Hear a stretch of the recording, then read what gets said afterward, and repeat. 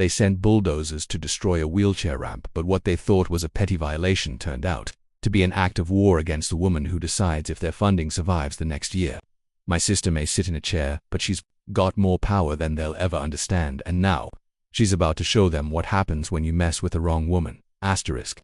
It was just after 7 a.m. when I heard the commotion outside my house. At first I thought it was the garbage truck arriving early again, maybe backing into one of the bins, but the noise didn't sound right. It was deeper, louder, almost like a growl. I stepped outside with a coffee mug in hand, still in my slippers. That's when I saw it, a full-sized yellow bulldozer idling at the edge of my driveway. At first I thought it was a mistake. Maybe some construction crew had taken a wrong turn. But then I saw two men in reflective vests walking along the side of my house with clipboards, followed by another guy I recognized from the HOA board, tall, balding, with his ever-present smug smirk. Doug Rawlins. I knew that face too well. Doug was the HOA president of the Whispering Pines community, and he took his role far more seriously than anyone should. To him, every blade of grass was a power trip, every porch light a battlefield. He once fined an elderly neighbor for putting up Halloween decorations before October 1st, said it disrupted the uniform aesthetic.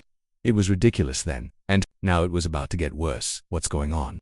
I asked, stepping closer. Doug didn't answer at first. He turned toward the workers and gave them a curt nod. They started up the bulldozer again. Hey, what are you doing? I yelled. One of the clipboard guys turned to me and said, ramp removal, non-compliant structure. I blinked, confused. Ramp? You mean my sister's wheelchair ramp? He shrugged like it was just another task on his list and gestured toward the porch. I turned and saw the wooden ramp that wrapped gently down from the front door. Strong, wide, and smooth. The one we built just 2 months ago for Amy when she moved in with me. It had taken us 2 weekends, a contractor, and 3 permit inspections. It was sturdy and beautiful. It was her independence. You can't just tear it down. It's up to code. I shouted. Doug finally stepped forward, waving his own clipboard. Not approved by the HOA design committee, he said. It violates the neighborhood aesthetics clause. She's in a wheelchair. I growled.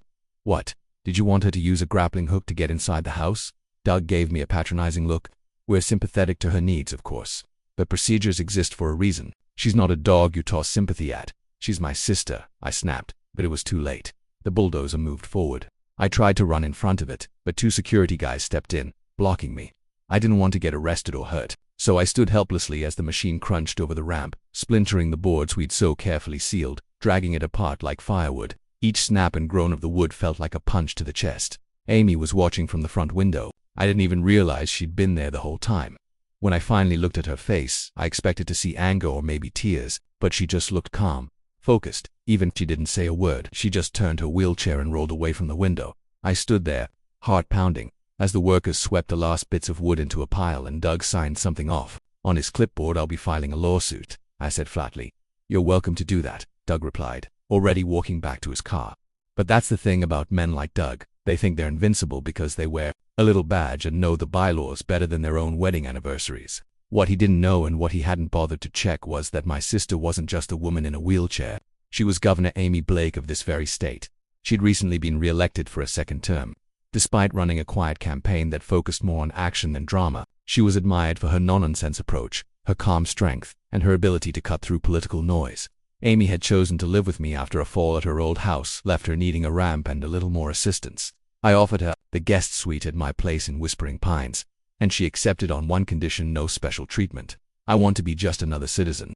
Well, Doug just gave her a reason to stop blending in. Later that afternoon, I found Amy in her room, typing on her laptop. She wasn't shaken, she wasn't crying. She was drafting a formal complaint, but not to the HOA. She was writing to the State Board of Community Funding, the department that oversaw and approved all financial assistance and improvement grants for private residential associations, including HOAs. You're going after them, I said, half relieved and half concerned. I'm not going after them, she replied. I'm shining a light. If they did this to me, what are they doing to everyone else? She had a point. Over the next couple of days, Amy reached out to local disability rights groups, civil engineering experts, and legal teams. She gathered testimonies from other Whispering Pines residents who had been harassed or penalized unfairly. The woman 2 streets down who got fined for using gravel in her flower beds, the widower who wasn't allowed to widen his driveway to accommodate visiting family, and the Vietnam veteran who had to remove his flagpole because it stood too tall. Amy had all the resources, but, more importantly, she had the voice. Her public office didn't make her untouchable. It made her dangerous to people who abused power. 3 nights later, Doug rang our doorbell. I answered, arms crossed. I came to apologize, he began stiffly. No cameras here, Doug, I said. You don't have to pretend. I wasn't aware your sister was ... Who she is. There it is, I said. You're not sorry about the ramp. You're sorry you messed with the wrong woman. He stood there for a second, then tried to hand me a check. The board approved reimbursement. I took the check and tore it in half right in front of him. You're gonna need more than that to fix what you broke, I said. Doug left, red-faced, and for the first time I saw real fear behind his eyes. The next morning, the local news picked up the story, not just about the ramp, but about Amy, who she was, what had happened, and how the HOA had destroyed an ADA-compliant structure without legal authority. The footage of the bulldozer was already circulating online thanks to a neighbor's doorbell camera. The story went viral within 24 hours. Amy still didn't say much publicly. She let the facts do the work. Quiet power, that was her style, but the real moment that gave me chills. It came when she sat back at the kitchen table that night and said, "This isn't just about my ramp, it's about every disabled person that they've ever silenced, fined, or pushed aside. And now, they're going to answer for all of it." And in that moment, I knew something deep and unshakable. They hadn't just bulldozed a ramp, they'd bulldozed the first step of a woman who never lets injustice stand, and now, nothing would stop her from rolling straight through them. After the ramp was destroyed and the neighborhood news cycle erupted, there was a strange stillness around the house. Not silence, there were still murmurs on the sidewalks. HOA board members sneaking glances as they walked their dogs, and neighbors cautiously peeking through blind spots. The atmosphere was thick with tension. It was the quiet before a storm, and I could feel it building with every soft tap of Amy's fingers on her laptop keys. She was already deep in preparation. I'd never seen her this focused, and considering she was a sitting governor, that said a lot. She didn't raise her voice, didn't rant or rage. She simply worked her posture upright in her wheelchair, her eyes scanning reports, documents, and legal precedents. Every few hours, she'd take a break to sip chamomile tea, sometimes glancing out the window at the empty space where her ramp had once been, but her expression never changed. I finally asked her, "You're not angry?" Amy glanced at me and replied in that even, cool tone that had won her the votes of thousands. "Anger burns fast. I'd rather make sure this never happens to anyone else again." That was Amy. She didn't burn bridges, she dismantled the rotten ones and built highways over them that day. She sent out a formal request to the State Office of Community Accountability to launch a full audit of Whispering Pines Homeowners Association. She marked it urgent priority, ADA compliance and governance abuse. I remember her calmly saying, "They've had state grant money for 10 years. Let's find out what they've done with it." Meanwhile, the HOA board scrambled. Doug Rollins, now the HOA president turned amateur spin doctor, sent out a mass email to all homeowners titled "Ramp Situation Clarified, Miscommunication, Apology." It read like an awkward press release written in panic, lots of vague language, promises to review internal procedures, and a half-hearted assurance that the HOA deeply respected the needs of all residents. What it didn't include, an apology to Amy, or any accountability. That email only made things worse. Within an hour, my phone buzzed non-stop with messages from neighbors. People who'd lived under HOA pressure for years now saw a crack in the dam and they wanted to speak.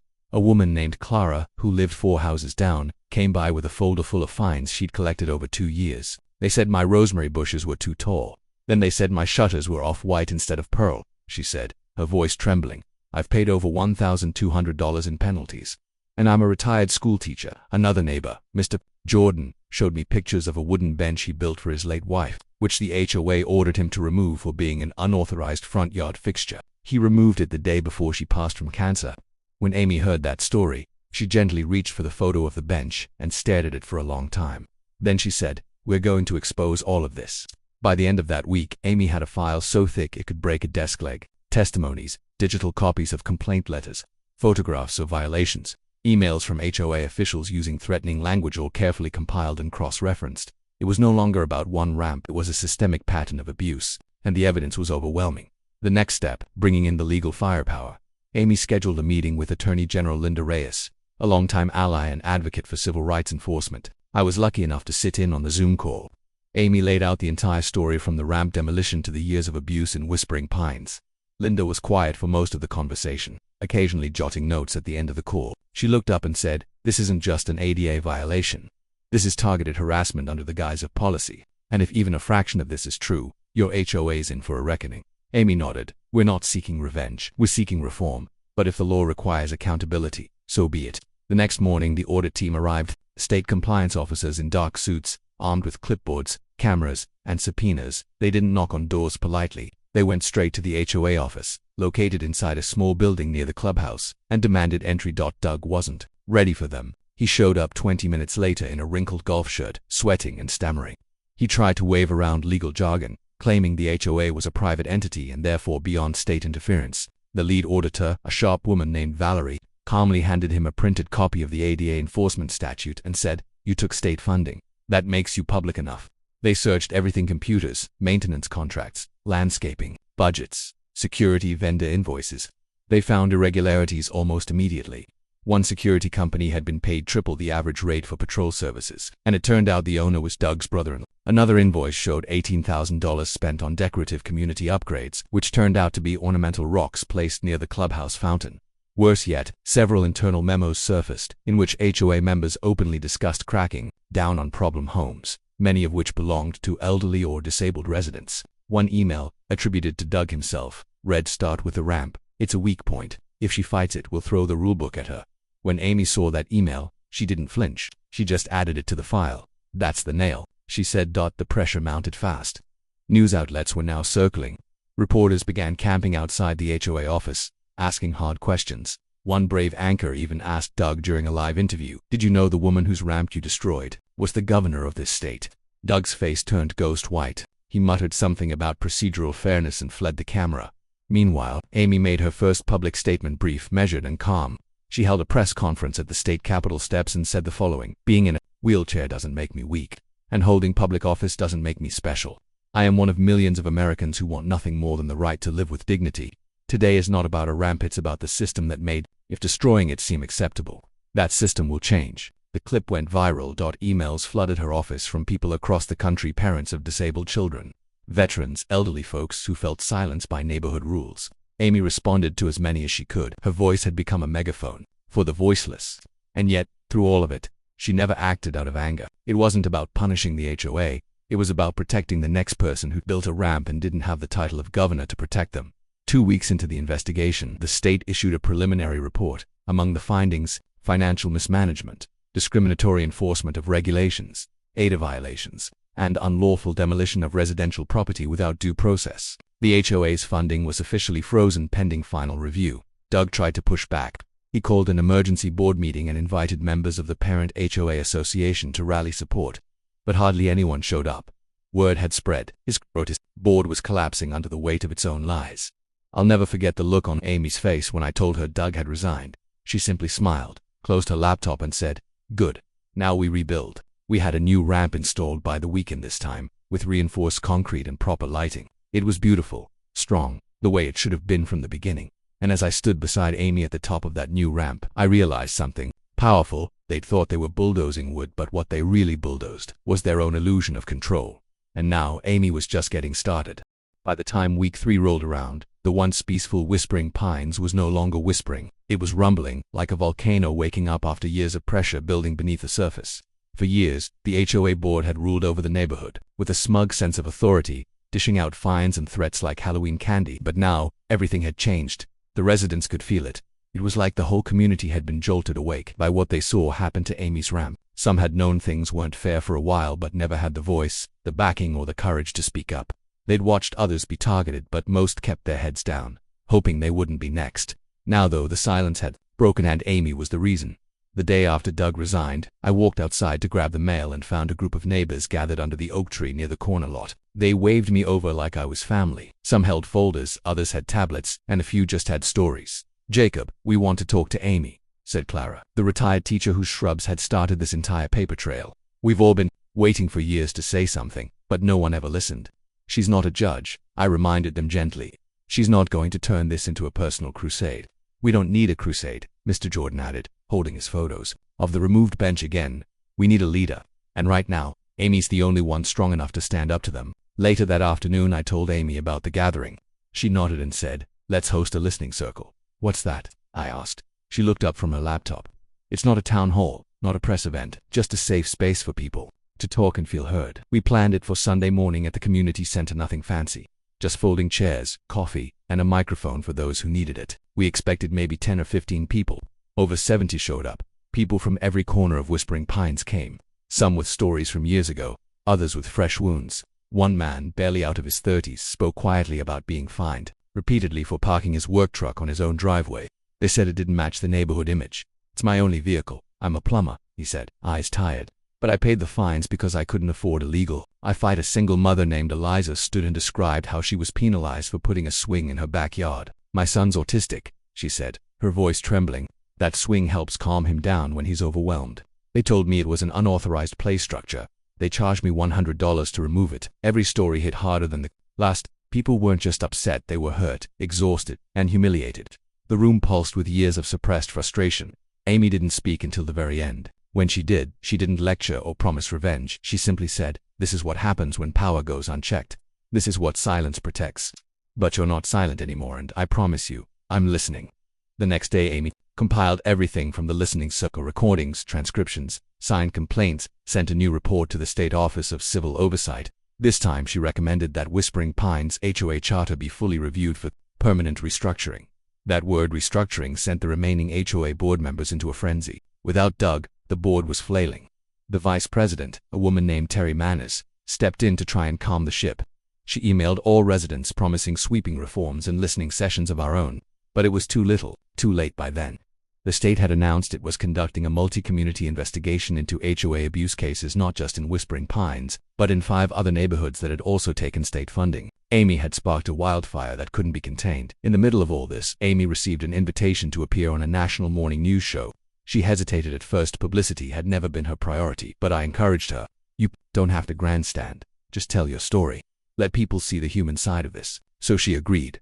On the show, Amy appeared poised, professional, and powerful. She wore her signature navy blazer, her state pin gleaming subtly on the lapel.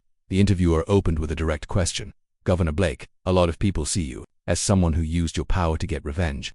What do you say to that?" Amy's response was simple and unforgettable. "I didn't use my power. I used my voice. And the difference is that now others are finally using theirs too." The interview aired in millions of households across the country. Within a day, Amy's inbox was flooded again, this time with HOA victims from states as far as Colorado and New York. Some were in wheelchairs, some were seniors, some were immigrants or single parents. All had something in common. They'd been pushed around by power-hungry HOA boards and had nowhere to turn. Amy began working with her legislative team to draft a new bill called the Neighborhood Accountability and Access Act. The bill would create statewide oversight for HOAs that received public funds, require ADA audits every 3 years, and set up a dedicated hotline for residents to report abuse. Back in Whispering Pines, the atmosphere continued to shift. Lawn signs popped up reading, "We support Amy and fairness first." Terry Manners tried to push back, writing editorials in the neighborhood newsletter defending the HOA's commitment to order. But no one was buying it anymore. At one point, the board tried to call a community meeting to regain trust. Only 12 people showed up, and most of them were there to demand the board resign. Terry lasted one more week before quietly stepping down. The remaining board members followed within days.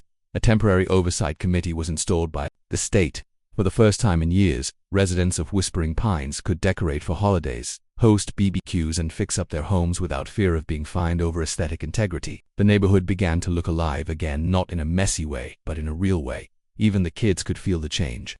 I saw one boy riding his scooter down the sidewalk wearing a cape made of an old bedsheet. He smiled at Amy as he passed and shouted, "Thanks for fixing the neighborhood." Amy chuckled. "Well, tell your parents it's a group effort." But I knew the truth. She had done it. She had taken something deeply personal, a ramp meant only to help her enter her own home, and turned it into a movement. Late one evening, as we sat on the front porch with our new, beautifully rebuilt concrete ramp beside us, I asked Amy if she ever expected all of this to happen. She took a sip of tea and looked out over the quiet, peaceful street. The crickets chirped softly, and the stars blinked overhead. "I didn't plan for it," she said, "but when they tore down that ramp, they gave me something I didn't expect: clarity. I saw how easy it is for systems to forget the people they're meant to serve, and once you see that, you can't unsee it."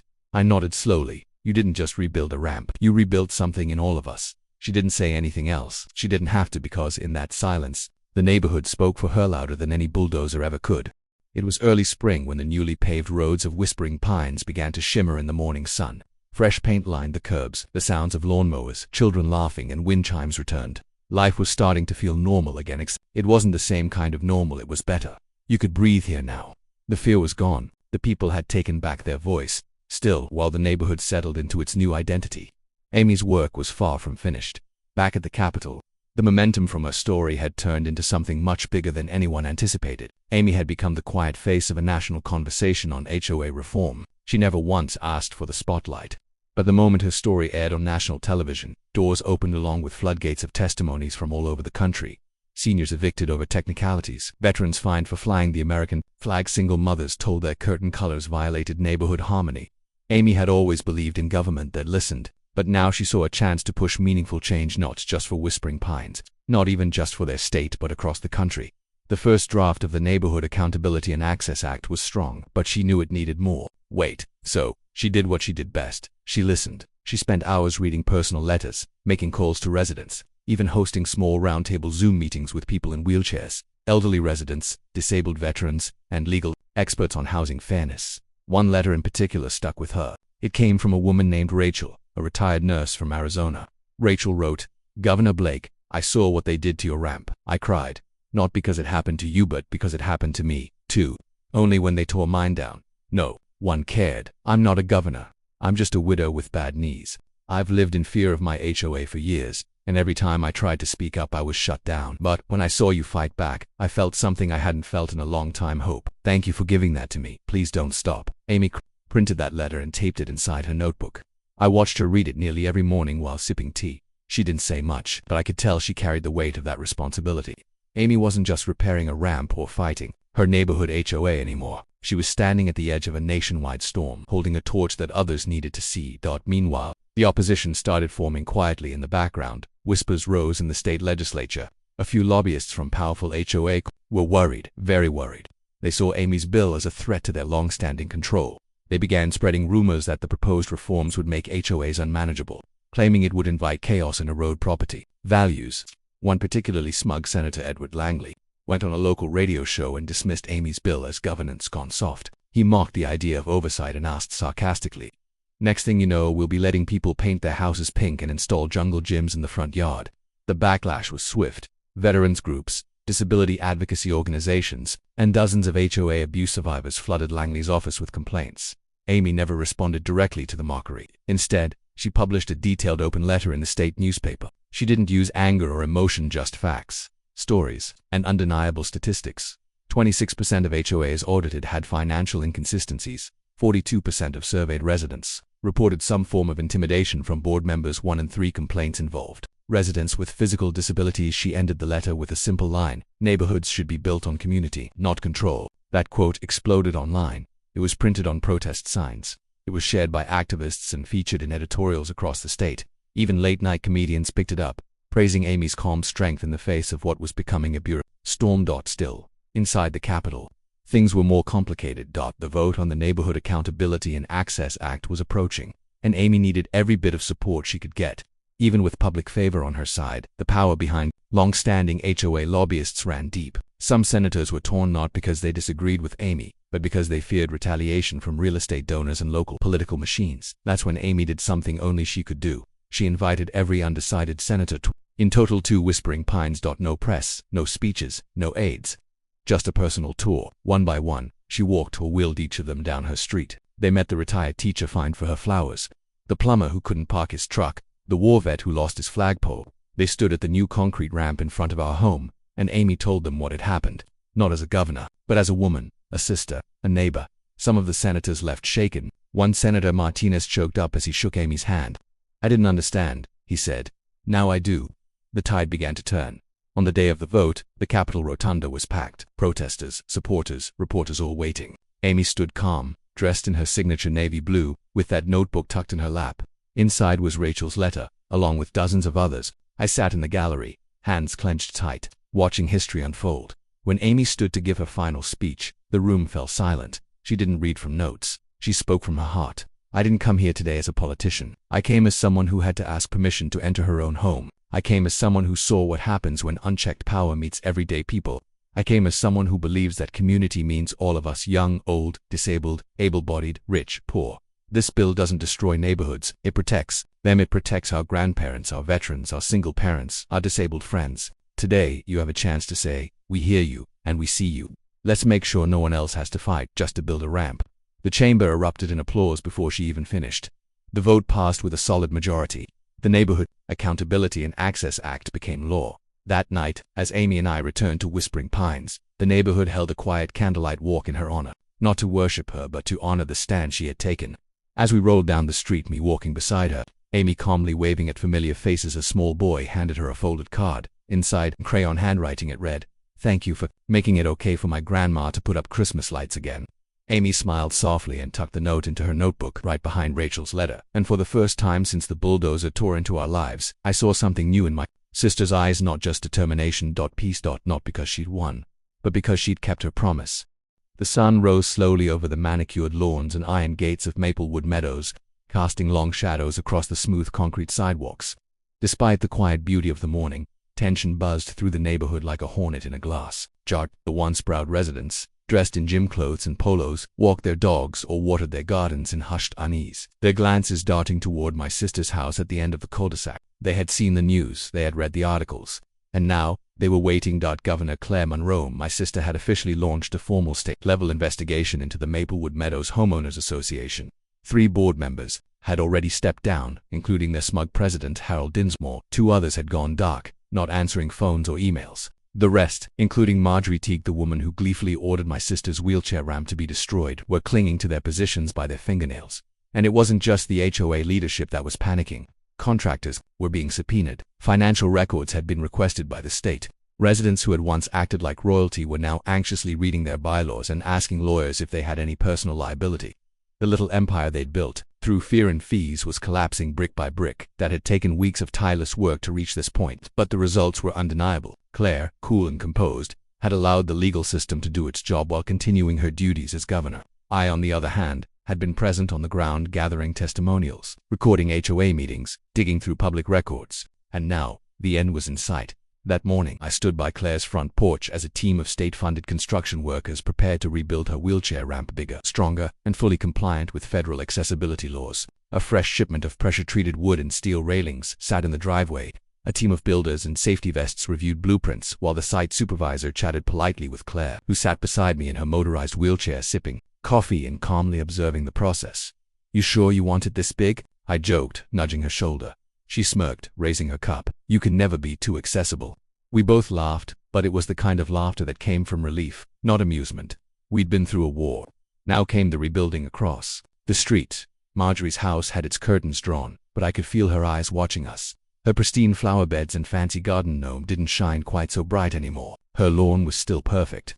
Of course, she was the kind of person who measured grass height, but the pride had drained from her home. It was now just a fortress of fear and shame. Suddenly, a black SUV with state plates pulled up in front of Claire's house.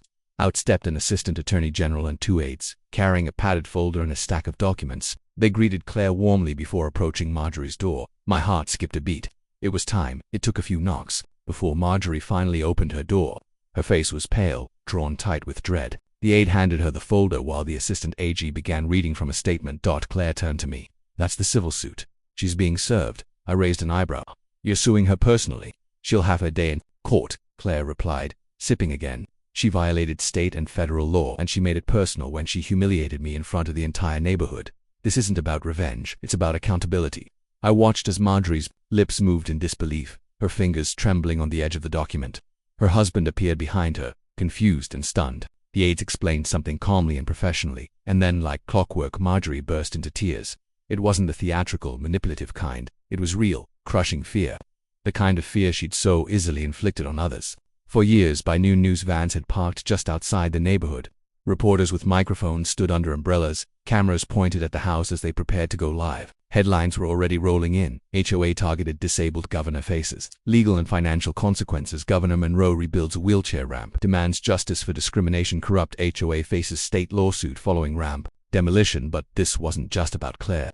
Thanks to the spotlight, other neighborhoods were coming forward. More disabled residents from different towns had emailed Claire's office with stories of harassment and illegal removal of accessibility structures. It had sparked something greater: call for legislative reform.